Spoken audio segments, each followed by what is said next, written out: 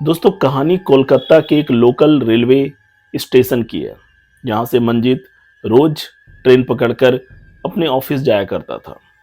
मंजीत कोलकाता में सियालदा के पास का रहने वाला है। ये कहानी मेरे एक सब्सक्राइबर प्रसन्नजीत ने मुझे भेजी है। अगर आप भी अपनी कहानी मुझे भेजना चाहते हैं, contact.abhaysha@gmail.com पर भेज सकते हैं। Thank you so much Prasannajit, ये कहानी भेजने के लिए। मंजीत रोज सुबह 8 बजे सियालदा के पास के लोकल रेलवे स्टेशन पहुंच जाया करता था, क्योंकि वहां से उसको ट्रेन पकड़नी होती थी और उसके बाद वो अपने ऑफिस में जाता था। मंजीत की छुट्टी शाम 5 बजे होती थी। 5 बजे वो फिर अपने ऑफिस के नियरेस्ट में जो लोकल रेलवे स्टेशन थी, वहां से ट्रेन पकड़कर अपने घर आ जाया करता था। मंजीत की डेली रूटीन यही थी, रोज ऑफिस जाना, ऑफिस से घर आना। मंजीत का परिवार एक ज्वाइंट फैमिली था, जिसमें माता पिता, भाई बहन, दादा दादी और मंजीत था। मंजीत अपने परिवार के साथ बहुत ही घुल मिल के रहता था, लेकिन मंजीत के परिवार वाले नहीं जानते थे कि मंजीत के साथ एक ऐसी घटना घटने वाली है जिसे सुनकर उनका दिल दहलने वाला था। मंजीत अपने ऑफिस में भी काफ़ी पॉपुलर था, क्योंकि अपना काम वो बहुत ही ईमानदारी से और मेहनत से करता था। मंजीत के बॉस मंजीत से काफ़ी खुश रहते थे, इसलिए कभी कभी मंजीत को वो ओवर टाइम के लिए भी रोक लिया करते थे। मंजीत भी कभी मना नहीं करता, क्योंकि ओवर टाइम के मंजीत को एक्स्ट्रा पैसे मिलते थे। मंजीत हमेशा ओवर टाइम के लिए रेडी रहता था, क्योंकि मंजीत के ऊपर बहुत सारी जिम्मेवारियां थी। मंजीत के परिवार की आर्थिक स्थिति बहुत अच्छी नहीं थी। मंजीत के फादर एक किराने की दुकान चलाते थे, जिससे उनके घर का गुजारा चलता था। मंजीत के काम की वजह से मंजीत अपने घर में अच्छा कंट्रीब्यूट कर पाता था, जिससे मंजीत के भाई बहन एक अच्छे स्कूल में पढ़ाई कर रहे थे। मंजीत रोज सुबह ऑफिस जाता, शाम में ऑफिस से आता और उसके बाद कुछ समय अपने दोस्तों के साथ बिताता था। मंजीत के जो स्कूल फ्रेंड्स थे, उनके साथ मंजीत को समय बिताना बहुत पसंद था। एक दिन की बात है, जब मंजीत अपने ऑफिस में वर्क कर रहा था। वर्क करते करते शाम के 5 बज जाते हैं। ऑफिस के जो बॉस थे वो मंजीत के पास आते हैं और कहते हैं कि मंजीत, आज तुम्हें ओवर टाइम करना है, क्योंकि आज काम का लोड बहुत है, क्योंकि काम हमें जल्दी फिनिश करनी होगी, क्योंकि क्लाइंट को हमारा वर्क जो है अब हमें डिलीवर करना है। मंजीत कहता है कि ठीक है सर। उसके बाद मंजीत अपने काम में लग जाता है। मंजीत का ओवर टाइम रात के 10:30 बजे तक चलता था। मंजीत के बॉस को ऊपर से प्रेशर आ रहा था कि आप काम को जल्दी फिनिश करवाइए, क्योंकि जो क्लाइंट है वो डिलीवरी के लिए वेट कर रहे हैं। मंजीत के बॉस के ऊपर से प्रेशर आ रहा था काम को फिनिश करने के लिए, क्योंकि कंपनी के जो क्लाइंट्स थे वे काम फिनिश होने का वेट कर रहे थे। इसलिए मंजीत का बॉस कहते हैं कि मंजीत, थोड़ा सा एफर्ट लगा के काम को किसी तरीके से आज हमें फिनिश करना होगा। रात के 10 बज चुके थे। मंजीत कहता है कि सर, लेकिन आज काम को फिनिश करना असंभव है। आज काम को हम लोग फिनिश नहीं कर पाएंगे, क्योंकि अभी एक दिन का काम बचा हुआ है। मंजीत के बॉस कहते हैं कि मंजीत, किसी भी हाल में हम लोगों को काम फिनिश करना ही होगा, क्योंकि हमारे जो क्लाइंट है कल उनको प्रोडक्ट की डिलीवरी चाहिए। वो और समय हम लोगों को नहीं देंगे। हम लोगों ने अच्छा खासा समय बिता दिया है। मंजीत, किसी भी हाल में हम लोगों को आज वर्क को कंप्लीट करना होगा। मंजीत काम में और तेजी ले आता है। ऑफिस में और भी मंजीत के कॉलीग्स थे जो काम कर रहे थे, क्योंकि सारे चाहते थे कि काम फिनिश हो जाए, ताकि नेक्स्ट डे क्लाइंट्स को काम जो है, जो वर्क जो था, उसे डिलीवर किया जा सके। जिसकी वजह से मंजीत 10:30 के बजाय रात 12 बजे तक काम करने का फैसला करता है। सारे कॉलीग्स जो मंजीत के साथ काम करते थे, सभी मिलकर सोचते हैं कि रात 12 बजे तक हम लोग किसी तरह से काम को फिनिश कर देंगे। पूरी मेहनत और पूरी ईमानदारी से सभी लोग काम करते हैं और रात 12 बजे सारा काम फिनिश हो जाता है। और उस केबिन से बाहर निकलते हैं और सारे एम्प्लॉयज की तारीफ करते हैं कि गाइज हमने काम फिनिश कर दिया है, कल हम क्लाइंट को अपना जो वर्क है वो डिलीवर कर पाएंगे। और जैसे ही 12 बजते हैं मंजीत को ध्यान आता है कि लास्ट लोकल ट्रेन जो है वो 12:15 में है, और मंजीत अगर उस लोकल ट्रेन को मिस कर देगा तो उसके बाद कोई भी लोकल ट्रेन मंजीत के घर तक नहीं जा रही थी।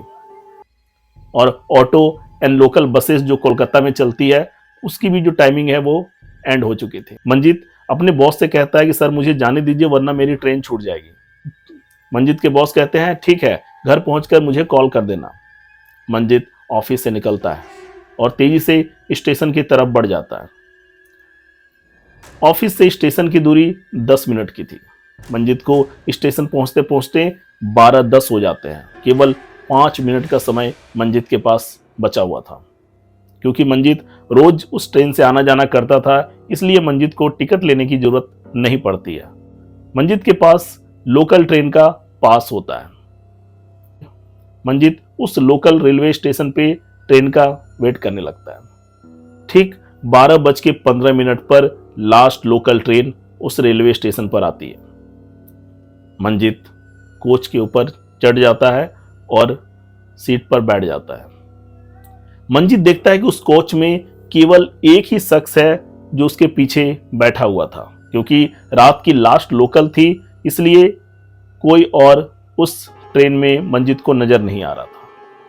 मंजीत का घर 4 स्टेशन के बाद 5वें स्टेशन में आता था। मंजीत आराम से अपने सीट पर बैठकर खिड़की से बाहर देख रहा था। 2 स्टेशन के बाद वो शख्स भी ट्रेन से उतर जाता है जो मंजीत के पीछे बैठा हुआ था। मीन्स अब पूरा जो कोच था वो खाली हो चुका था। उस कोच में मंजीत के अलावे कोई भी नहीं था। उस शख्स के उतरने के बाद लोकल ट्रेन आगे बढ़ती है और आगे वाले स्टेशन पर ट्रेन रुकती है। ट्रेन का होल्ड टाइम केवल 2 मिनट का था। तभी मंजीत की खिड़की के पास एक लड़की आती है जिसकी उम्र 21-22 साल रही होगी। वो मंजीत को कहती है कि कहाँ जा रहे हो, क्योंकि उस लड़की के कपड़े बहुत ही मैले और बाल भी बहुत अजीब से लग रहे थे, गंदे लग रहे थे। मंजीत कहता है कि चली जाओ, कौन हो तुम। देखने में एक भिखारन की तरह वो दिख रही थी। थोड़ी देर के बाद वो ट्रेन के ऊपर चढ़ जाती है और गेट के पास खड़ी होकर मंजीत को टकटकी लगाकर देखने लगती है। क्योंकि रात के समय कोच के अंदर कोई और नहीं था मंजीत के अलावे। मंजीत को बहुत अजीब लग रहा था कि ये लड़की मुझे देख क्यों रही है, और टकटकी भरी निगाहों से मंजीत को देख रही थी। मंजीत बार बार अपने चेहरे को लेफ्ट राइट घुमा रहा था कि लड़की मुझे क्यों देख रही है। फिर मंजीत खिड़की के बाहर देखने लगता है। तभी वो लड़की मंजीत के पास आती है और मंजीत के सर के ऊपर हाथ रखती है। मंजीत तेजी से उसके हाथ को झटक देता है और कहता है कि कौन हो तुम और क्या कर रही हो, तुम अपने सीट पर जाके बैठो। और मंजीत और अपने सीट पर सरक जाता है। वो लड़की अजीबोगरीब हरकतें करने लगती है। वो लड़की कहती है कि तुम कहां जा रहे हो, तुम जहां जा रहे हो वहां मैं भी जाऊंगी, तुम मुझे वहां ले चलो। मंजीत कहता है कि क्यों मैं तुम्हें ले चलूं। मंजीत को कुछ समझ नहीं आ रहा था कि लड़की क्या कहना चाह रही है। मंजीत उसे इग्नोर करता है और उठकर दूसरे सीट पर बैठ जाता है। फिर वो लड़की अजीबोगरीब हरकतें करने लगती है। कभी सीट पर बैठती, कभी नीचे फर्श पर बैठ जाती, कभी तेजी से कोच में दौड़ लगाती, कभी कोच में उछलने लगती। मंजीत को लगता है कि ये लड़की कोई पागल है। वो लड़की बिल्कुल पागलों जैसी हरकतें कर रही थी। मंजीत को समझ आ जाता है कि वो लड़की एक पागल है, इसलिए वो अजीबोगरीब हरकतें कर रही है। थोड़ी देर बाद मंजीत देखता है कि वो लड़की गेट के पास खड़ी है और गेट को पकड़ के झूल रही है। मंजीत को डर भी लग रहा था कि कहीं ये लड़की ट्रेन से नीचे ना गिर जाए। वो लड़की ट्रेन की गेट को पकड़ के झूल रही थी। कभी चलती ट्रेन में सर को बाहर निकालती कभी अंदर कर लेती। मंजित उसे कहता है कि अंदर आकर बैठो, ऐसे क्यों कर रही हो? लेकिन वो लड़की मंजित की बात पर ध्यान नहीं देती है और वो ट्रेन से बाहर अपनी मुंडी निकालकर इधर उधर झांकने लगती है। तभी एक पोल आता है जिसमें उस लड़की का मुंडी टकरा जाता है और वो लड़की ट्रेन के अंदर ही कोच में गिरती है। मंजित अपने सीट से खड़ा होता है और उस लड़की को देखता है। उस लड़की का सर बुरी तरह से फट चुका था और सर से ब्लड बह रहा था। मंजित बहुत ही बुरी तरह से डर जाता है और सोचता है कि आज मेरे साथ क्या हो रहा है। बुरी तरह से डर जाता है। मंजित सोचता है कि मैं ट्रेन के चेन को खींचता हूं और टीटी को बुलाता हूं और बताता हूं इस घटने के बारे में। लेकिन मंजित के अलावे उस कोच में और कोई नहीं था। मंजित को लगता है कि कहीं ये मौत का आरोप उसी के ऊपर ना आ जाए। मंजित बहुत बुरी तरह से डर चुका था। तभी मंजित देखता है कि वो ट्रेन एक सुनसान जगह पर रुकती है। मंजित सोचता है कि ये अच्छा मौका है, मैं इस कोच से नीचे उतर जाता हूं और अगले वाले कोच में चढ़ जाता हूं। मंजित कोच से नीचे उतर जाता है और तेजी से नेक्स्ट कोच की ओर जाने लगता है। तभी ट्रेन चल पड़ती है। मंजित भी ट्रेन के साथ दौड़ लगाता है अगले कोच को पकड़ने के लिए, लेकिन ट्रेन की रफ्तार बहुत तेज हो गई थी। ट्रेन आगे निकल जाती है, मंजित ट्रेन को पकड़ नहीं पाता है।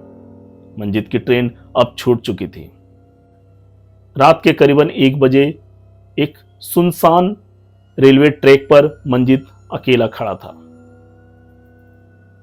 मंजित अपना मोबाइल निकालता है और अपने घर के पास जो नियरेस्ट रेलवे स्टेशन है उसकी दूरी देखता है। केवल 3 किलोमीटर की दूरी रह गई थी। मंजित सोचता है कि यहां से मैं दौड़ लगाता हूं और दौड़ के मैं उस रेलवे स्टेशन के पास पहुंच जाता हूं। वहां से मुझे कोई ना कोई साधन मिल ही जाएगा घर जाने के लिए। ऐसे भी मंजित का घर उस रेलवे स्टेशन से नजदीक में ही था, 800-900 मीटर की डिस्टेंस में था। वहां से मंजित आराम से पैदल अपने घर जा सकता था। मंजित पटरियों के ऊपर ही दौड़ लगाना शुरू कर देता है। मंजित 500 मीटर दौड़ने के बाद मंजित को दिखता है कि एक लड़की पटरियों के बीच में खड़ी है। मंजित उसे देखने की कोशिश करता है, लेकिन रात की चांदनी रात में क्लियर देख नहीं पा रहा था। वो लड़की वही लड़की थी जो ट्रेन के कोच में पोल से टकराकर मरी थी। मंजित देखकर बहुत ही बुरी तरह से डर जाता है कि जो लड़की अभी थोड़ी देर पहले मरी है वो मेरे सामने कैसे हो सकती है। मंजित घबराहट में और तेजी से दौड़ लगाता है। मंजित देखता है बार बार वो लड़की मंजित को नजर आ रही। जितनी तेजी से दौड़ लगाता है उतनी तेजी से लड़की मंजित के पास पहुंच जाती थी और एक डरावनी स्माइल देती थी। मंजित समझ गया था कि ये लड़की कोई आम लड़की नहीं है, ये कोई स्पिरिट है, कोई आत्मा है जो मेरा पीछा कर रही है। लेकिन मंजित अब क्या करता, क्योंकि उसकी हालत बहुत खराब हो चुकी थी और डर से वो कांप रहा था। किसी तरह से मंजित दौड़कर उस स्टेशन पर पहुंचना चाहता था जहां से वो अपने घर आराम से जा सकता था।